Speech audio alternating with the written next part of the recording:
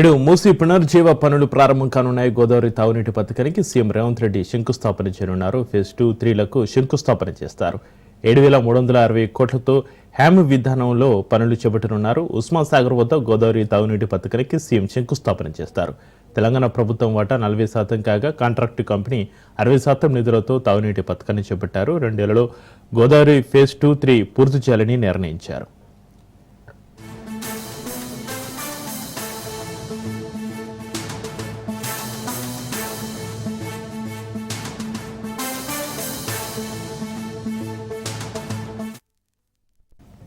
నేడు మూసీ పునర్జీవ పనులు ప్రారంభం కానున్నాయి. గోదావరి తాగునీటి పథకానికి సీఎం రేవంత్ రెడ్డి శంకుస్థాపన చేయనున్నారు. ఫేజ్ 2, 3లకు శంకుస్థాపన చేస్తారు.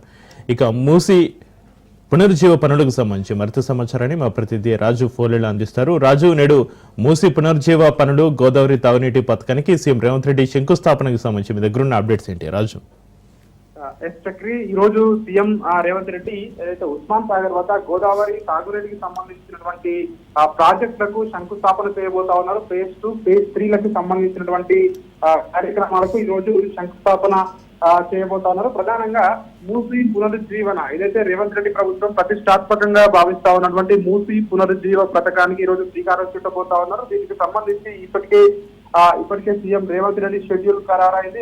అదేవిధంగా దీంతో పాటు హైదరాబాద్ జలమండలి ఆధ్వర్యంలో నిర్మించిన 16 జలాశయాల ప్రారంభం కూడా ఈ రోజు ఉండబోతా ఉంది. నియోపోలిస్ వాటర్ సప్లై, అదేవిధంగా సివరేజ్ ప్రాజెక్ట్ కి సంబంధించి భూమి పూజ కూడా సీఎం రేవంత్ రెడ్డి చేయబోతా ఉన్నారు. దీనికి సంబంధించి వివరాలు ఒకసారి మనం చూసినట్లయితే ఉస్మాన్ సాగర్, హిమాయత్ సాగర్ చెరువులను మంచినీటితో నింపేందుకు ఉద్దేశించినటువంటి గోదావరి డ్రింకింగ్ వాటర్ ఏదైతే స్కీమ్ ఉందో ఫేజ్ 2, ఫేజ్ 3 పథకానికి ఈ రోజు సీఎం రేవంత్ రెడ్డి శంకుస్థాపన చేయబోతా ఉన్నారు.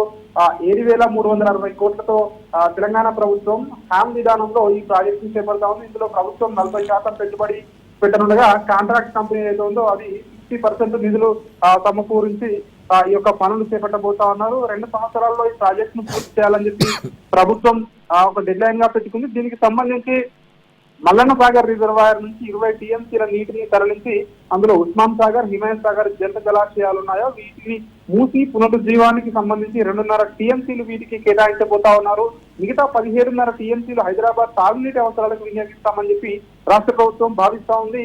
ఆ మధ్యలో ఉన్నటువంటి 7 చెరువులను కూడా నింపుతామని చెప్పేసి కూడా ఇప్పటికే ప్రభుత్వం అయితే దీనికి సంబంధించి ఒక ప్రణాళిక కూడా రూపొందించుకుంది. డిసెంబర్ 2027 నాటికి హైదరాబాద్ తాగునీటి అవసరాలు తీర్చేందుకు, అదేవిధంగా ప్రతిరోజు నల్లా నీటిని సరఫరా చేసేందుకు కూడా ఈ ప్రాజెక్టు ఉపయోగపడుతుంది. హైదరాబాద్ వాసులకు నీటి కష్టాలు తీరబోతా ఉన్నాయని చెప్పేసి కూడా ప్రభుత్వం భావిస్తా ఉంది. ఇక ఓఆర్ఆర్ ఫేజ్ 2లో భాగంగా జిహెచ్ఎంసీ, అదేవిధంగా ఓఆర్ఆర్ పరిధిలో ఉన్నటువంటి మున్సిపాలిటీలు, మున్సిపల్ కార్పొరేషన్లు, అదేవిధంగా కొన్ని గ్రామ పంచాయతీలకు సంబంధించి కూడా ఈ యొక్క తాగునీటి సరఫరా చేపట్టినటువంటి ప్రాజెక్ట్ ని ఈ రోజు ముఖ్యమంత్రి రేవంత్ రెడ్డి ప్రారంభించబోతా ఉన్నారు. 1,200 కోట్లతో చేపట్టిన ఈ ప్రాజెక్టు ద్వారా 71 రిజర్వాయర్లు ఇప్పటికే నిర్మించడం జరిగింది. వీటిలో కొత్తగా ఇటీవల నిర్మించిన 15 రిజర్వాయర్లను ఈ రోజు రేవంత్ రెడ్డి ప్రారంభించబోతా ఉన్నారు. సరూర్ నగర్, మహేశ్వరం నుంచి మొదలుకుంటే ఇటు రాజేంద్ర నగర్, ఇటు షామీర్పేట్, మేడ్చల్, కుత్బుల్లాపూర్, ఆర్సీపురం, పటాన్చెరు, బొల్లారం ఇలా మొత్తం 14 మండలాల్లోని 25 లక్షల మందికి తాగునీటి అందించేందుకు